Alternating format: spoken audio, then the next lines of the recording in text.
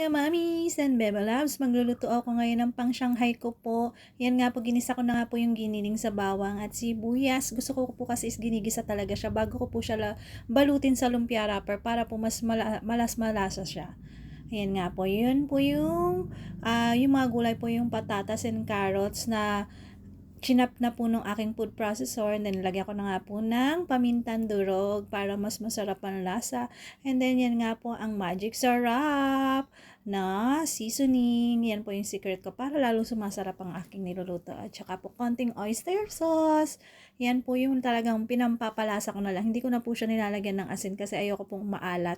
Yan nga po, nagisa-gisa ko na po siya. And then lalagyan ko po siya ng king chai para lalong mas masarap ang ating pang Shanghai. Babalutin ko po yan later.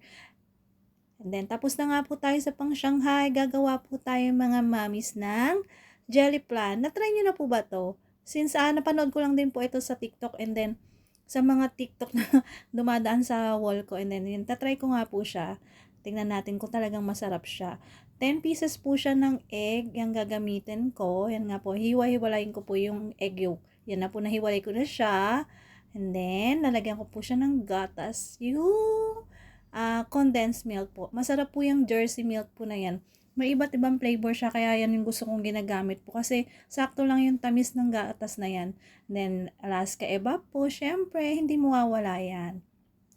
Condensed and EPA, pagsasamahin ko po siya. Habang winiwis ko po yung egg yolk po.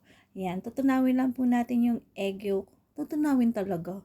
Ano lang po, ayan po. Hanggang sa madurog lang po yung egg yolk. Yan. Tuloy-tuloy lang po sa paghalo. Halo-halo lang.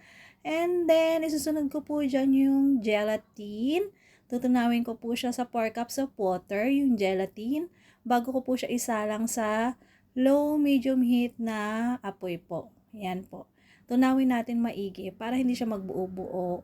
And then yan nga po yun, sasalain ko siya para yung mga buo-buo ng egg is masala maigi. Hindi wala para wala pong buo-buo dun.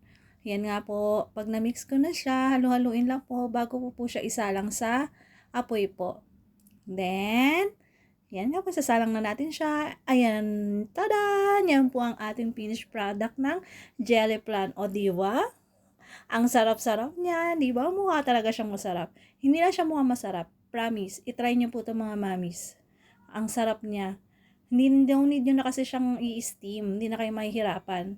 Kung saan na siyang titigas sa lagayan. Yun lang po. Thank you for watching po. Bye-bye po.